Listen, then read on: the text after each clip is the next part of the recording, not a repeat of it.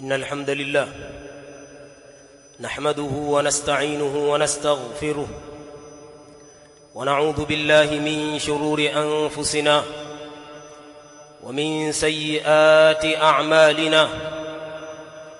من يهده الله فلا مضل له ومن يضلل فلا هادي له، واشهد أن لا إله إلا الله وحده لا شريك له، واشهد أن محمدًا عبده ورسوله.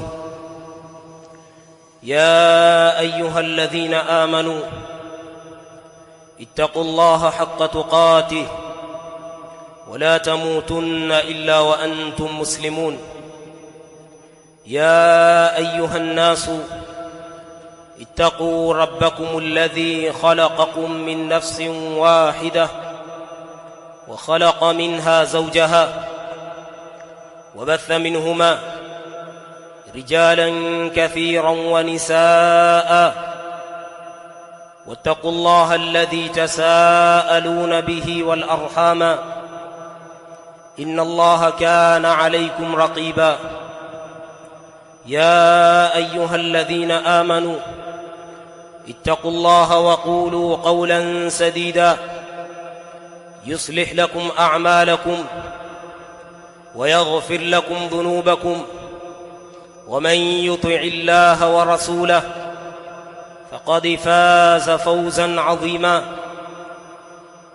أما بعد، فإن أصدق الحديث كتاب الله، وخير الهدى هدى رسولنا صلى الله عليه وسلم، وشر الأمور محدثاتها، وكل محدثة بدعة، وكل بدعة ضلالة، وكل ضلالة في النار.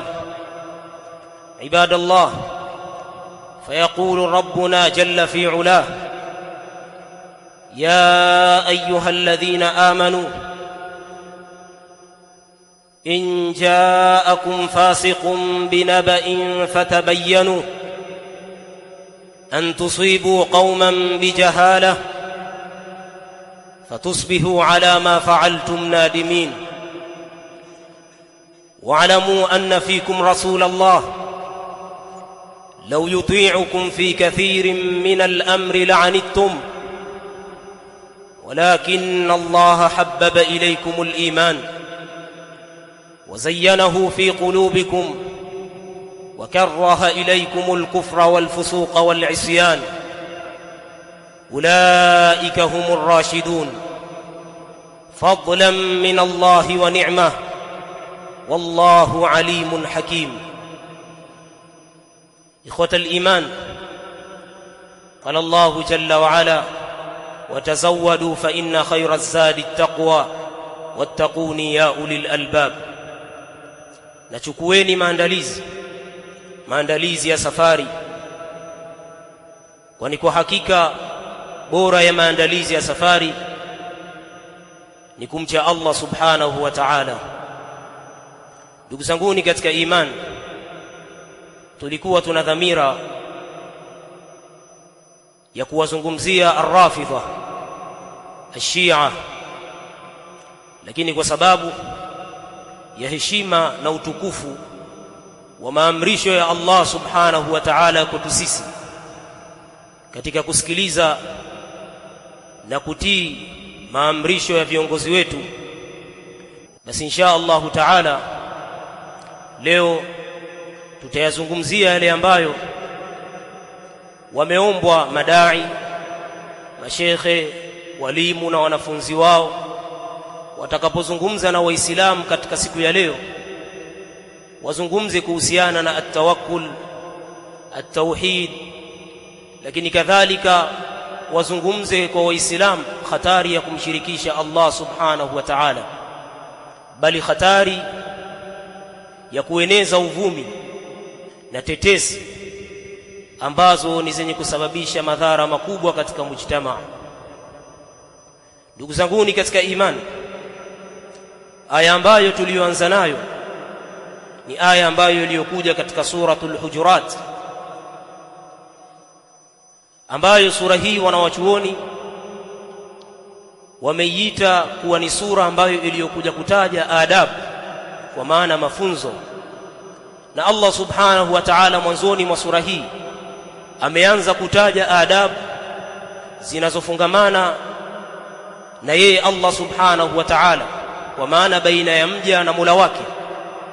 Kisha Allah akafuatishia adabu zinazofungamana na mtume wake alayhi salatu wassalam, kwa maana baina ya mtu na mtume alayhi salatu wassalam. Kisha Allah subhanahu wa ta'ala akafuatishia adabu zinazofungamana baina ya mtu na mtu mwingine.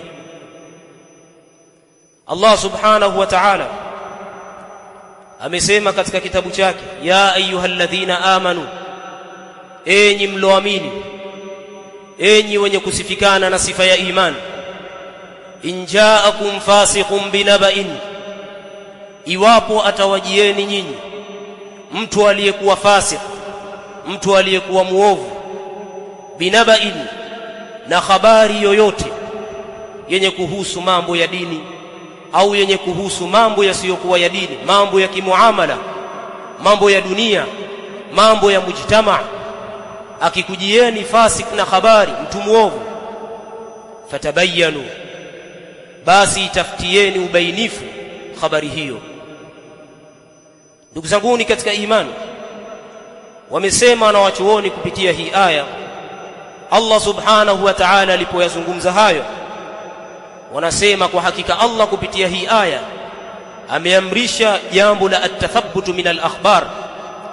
Allah ameamrisha kupitia hii aya kutafuta uthibitisho wa habari zinazokufikia wewe Muislamu. Bali wakasema wanawachuoni, kwa hakika hii aya imekuja kuonyesha hatari ya mtu kufanya haraka katika kuzisadikisha habari pale ambapo punde zinapomfikia. Wanawachuoni wameyataja hayo katika tafsiri za hii aya, bali wakasema wanawachuoni kupitia hii aya kuna uharamu wa mtu kufanya haraka katika kuzisambaza habari duna tahaqquqi wa tathabbut, kinyume na kuhakikika habari hizo, bali kinyume na kuthibitishwa habari hizo na vitengo maalumu vilivyoweka katika kuthibitisha habari hizo. Na sababu ya Allah subhanahu wa ta'ala kulikataza jambo hili la kuharakia katika kuzisadikisha habari, wanasema wanawachuoni, ni yale ambayo Allah aliyoyafuatishia kwa kusema an tusibu qauman bijahala, ikikujieni habari kutoka kwa fasik itafutieni ubainifu, an tusibu qauman bijahala, ili msije mkaja mkawasibu watu, mkawafika watu kwa uadui na kwa dhulma, kwa sababu ya ujinga wenu na kwa sababu ya kutokufuatilia habari na kuzihakiki. Fatusbihu ala ma fa'altum nadimin, mkaja mkawadhuru watu, kisha asubuhi yake mkaja mkapambukiwa hali ya kuwa ni wenye kujuta kwa yale mliyoyafanya. Mkaja mkasema, kumbe fulani alikuwa mbali kabisa na zile tuhuma. Sasa tayari mshamuondoshia mguu wake, mshamuondoshia usikivu wake, sasa mnaingia katika majuto. Haya, mrejesheni sasa huyu uhai wake, mrejesheni huyu usikivu wake, mrejesheni huyu mguu wake, uliukata nyinyi kwa sababu ya tuhuma zilizokuwa juu yake. Hamkutafuta ubainifu kwa Allah subhanahu wa ta'ala, akawaambia an tusibu qauman bijahala, ili msije mkaja mkawasibu watu kwa sababu ya ujinga wenu, mkawasibu kwa dhulma na kwa uadui, mkawafanyia dhulma wao, kisha asubuhi yake mkaja mkapambukiwa hali ya kuwa ni wenye kujuta kwa yale mliyoyafanya, ni wenye kujuta kwa sababu ya yale ambayo nyinyi mliyoyafanya kwa ujinga wenu na kutokufuatilia mambo katika uhakika. Ndugu zanguni katika imani, wasema wanawachuoni, kwa sababu ya watu kutokuthibitisha habari na kutokuchukua habari katika vyanzo vyake halisi vilivyowekwa na mamlaka husika, wanasema wanawachuoni, jambo hili ni lenye kuleta madhara makubwa katika mujtamaa. Bali pasi na kuwatazama wanawachuoni, yule ambaye atakayetazama hali ya mujtamaa kwa mambo yenye kujiri, watu kuzuka mambo wakaanza kuyasambaza na kuyaeneza katika mujtamaa, mtu akikaa vizuri akatafakari, ataona madhara yanayopatikana makubwa kwa sababu ya matukio kama haya. Hasa wanawachuoni wanasema mambo haya ya kueneza ashai'at, kwa maana ya kueneza mambo yasiyokuwa rasmi, mambo ambayo hayana uthibitisho na uhakika, mambo ya tetesi, mambo ya uvumi, qad tuaddi ila dhulmi al-abriya, jambo hili linaweza likasababisha katika kuwadhulumu watu wasiokuwa na hatia, watu ambao hawana matatizo.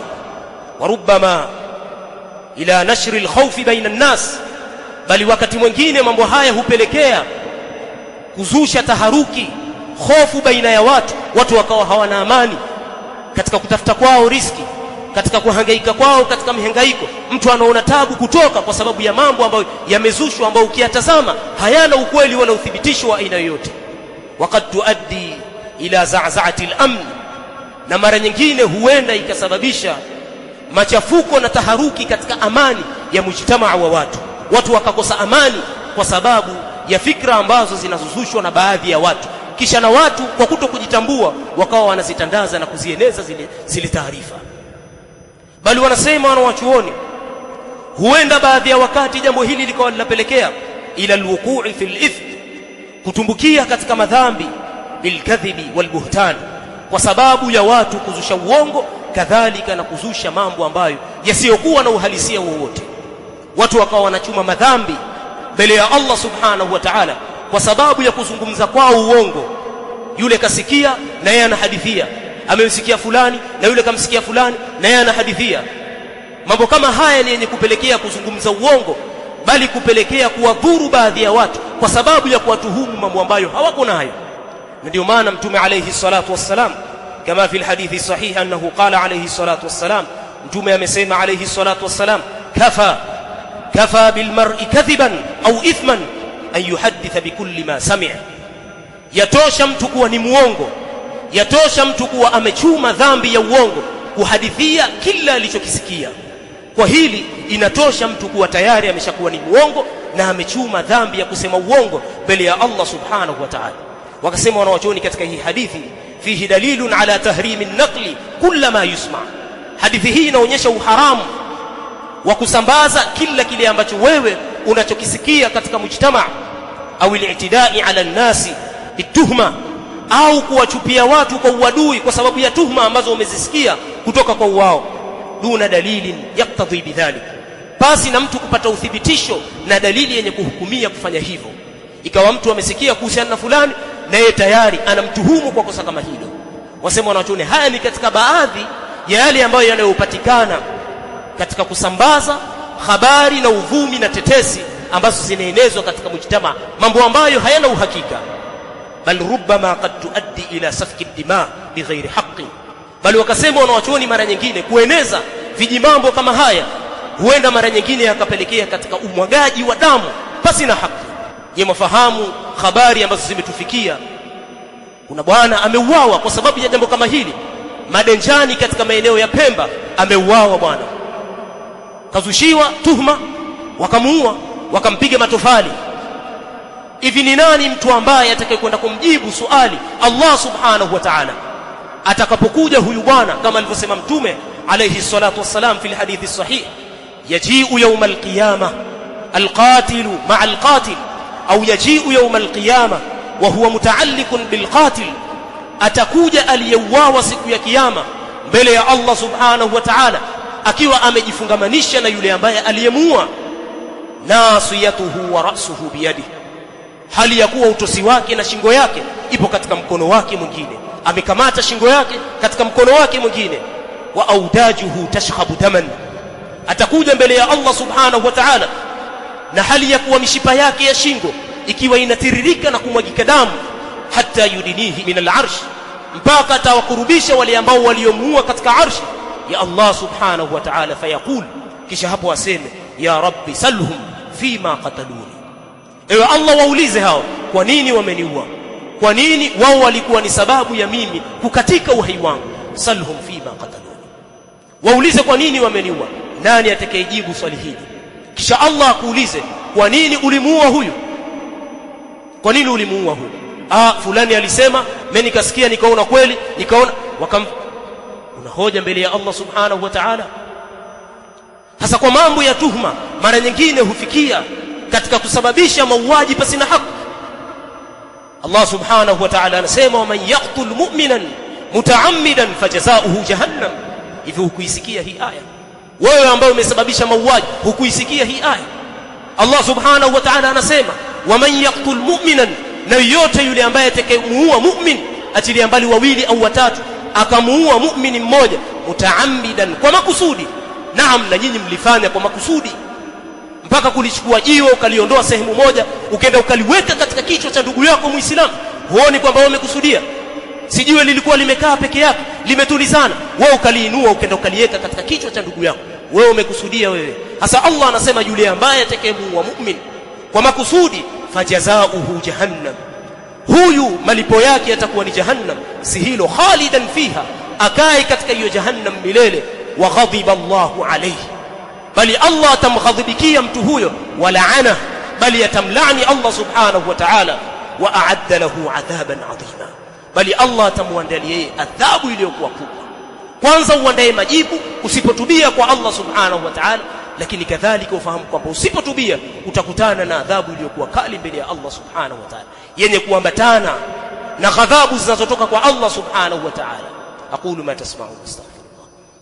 Alhamdulillah, wassalatu wassalamu ala rasulillah wa ala alihi wa ashabihi ajma'in. Ikhwata al-iman, wametaja wanawachuoni fi mithli hadha al-hal kwamba katika mfano wa hali kama hii, alaina an natawakkala ala Allah. Pale zinapotokea taharuki, hofu katika vifua, yatakikana tumtegemee Allah subhanahu wa ta'ala, wa nasta'ina bih, bali tumtegemee Allah subhanahu wa ta'ala wa nata'awadha bih, bal tutake hifadhi kwa Allah subhanahu wa ta'ala. Fa innahu la yajuz alisti'anatu watta'awudhu bighairihi, kwa sababu haifai kutaka msaada na kutaka hifadhi kwa asiyekuwa Allah subhanahu wa ta'ala, wala tawakkulu ala ghairihi, wala haifai kumtegemea asiyekuwa Allah subhanahu wa ta'ala. Yaqulu ta'ala watawakkal ala al-aziz ar-rahim, namtegemee Allah subhanahu wa ta'ala mwenye nguvu, aliyekuwa mshindi, mwenye huruma. Alladhi yaraka hina taqum, Allah ambaye anakuona wewe pale unaposimama katika swala zako. Wa taqallubaka fi sajidin, na ambaye anaona harakati zako katika sala. Innahu huwa as-sami'u al-alim, mtegemee Allah subhanahu wa ta'ala, kwani yeye ndiye msikivu. Allah subhanahu wa ta'ala ni mjuzi, Allah subhanahu wa ta'ala.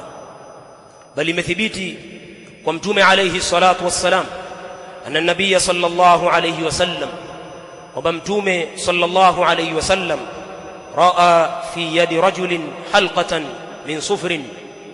Mtume sallallahu alayhi wasallam alimuona bwana mmoja akiwa ameweka katika mkono wake bangili ya shaba, ikiwa bangili hiyo anaitegemea kinyume na Allah subhanahu wa ta'ala.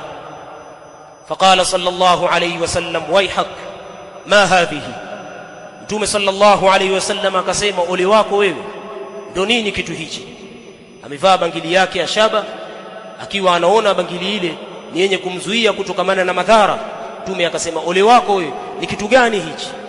Qala alayhi salatu wassalam, qala ar-rajul, akasema yule mtu, min alwahina, mimi nimeivaa hii kwa sababu ya majonzi au matatizo. Qala Mtume alayhi salatu wassalam akasema, ama innaha la taziduka illa wahna, ama hiyo haikuongezei wewe isipokuwa majonzi na matatizo. Kufahamu kwamba kutegemea kisichokuwa Allah subhanahu wa ta'ala hakikuzidishii katika maisha yako isipokuwa majonzi na matatizo. Faqala imbidha ank, Mtume akamwambia yule bwana, iondoshe, iweke mbali na wewe. Fa innaka law mitta wa hiya alayk ma aflahta abada, na wallahi lau ungelikufa wewe na hali ya kuwa hilo jambo liko pamoja na wewe, ma aflahta abada, usingelifaulu milele na milele, kwa sababu wewe ungelikufa hali ya kuwa wewe ni wenye kumshirikisha Allah subhanahu wa ta'ala. Ndugu zangu katika imani, pamoja na kwamba katika mfano wa mambo kama haya yatakikana tumtegemee Allah subhanahu wa ta'ala, lakini kadhalika kutaka hifadhi kwake, bali kutaka uokovu kwake, wasema wanawachuoni, kumtegemea Allah subhanahu wa ta'ala hakukanushi kuchukua sababu. Na miongoni mwa sababu ambazo wanazitaja wanawachuoni katika mfano wa mambo kama haya, adamu nashrul akhbar duna tahaqquq, ni kuchukua msaada kwa kutokusambaza habari basi na kupatikana uhakika wa habari hizo. Hili jambo la kwanza ambalo litapelekea mujtamaa kuondokoa na hofu. Bali jambo la pili, adamu ittihami nasa bila dalili, kutokuwatuhumu watu pasi na dalili. Na ikitokezea mtu ametuhumiwa, vyombo husika ambavyo vimewekwa na mamlaka vipo.